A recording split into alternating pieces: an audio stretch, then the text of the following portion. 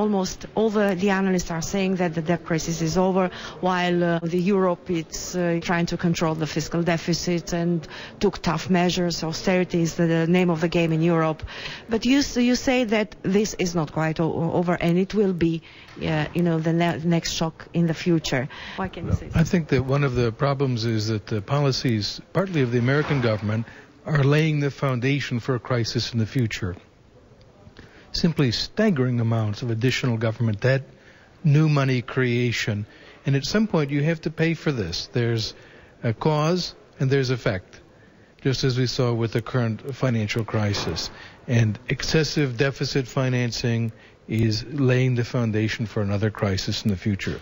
You talk about two models for Romania. Can you explain what was the consistency, the bad consistency of the Greek model, and what is the good ingredient of the German model? Well, the Greek government was basically offering more and more benefits in order to get re-elected, both socialist government, conservative governments, consistently. They increased government spending as a percentage of gross domestic product in only 5 years, from 42% to 51%. They added over 100,000 new civil servants to the public payroll. These were political decisions. And the consequence is a disaster, just a catastrophe for the Greeks, a huge amount of debt that they can't pay back. The Germans looked at these sort of situations and said, well, in the same year that the Greeks lowered their retirement age by 2 years, the Germans raised theirs by 2 years. Now that the Germans are paying for the Greek debt crisis, imagine how the typical German taxpayer feels about that. You can't create wealth out of nothing. If we continue with this model we have now, in how many years are we going to be in the Greek situation? I haven't looked at the particular numbers on the Romanian budget side with that care, but I can say more countries than know it have the Greek future ahead of them. There will be state sovereign default on debt. This is really a very serious issue, and we need to face it. The only solution is cutting spending.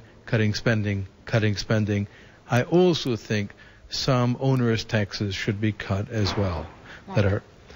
Look at the taxes on the so-called social contribution, for example, that make it very difficult to hire and employ people. This is a problem Romania faces right now.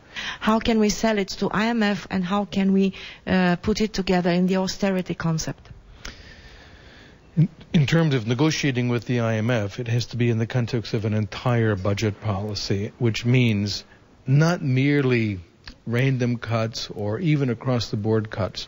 Do across-the-board cuts, but also create the budgetary plan that will actually bring the budget into balance within the foreseeable future. It needs to be realistic. It needs to begin looking at serious, real budget cuts.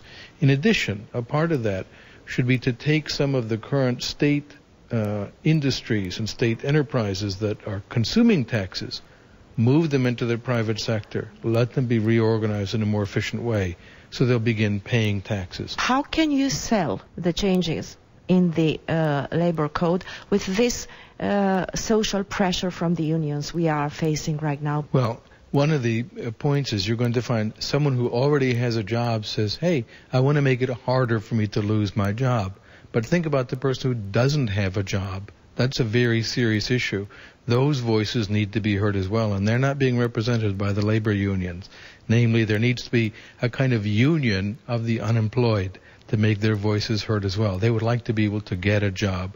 The second thing, even those who are currently employed should understand they may not keep their job forever.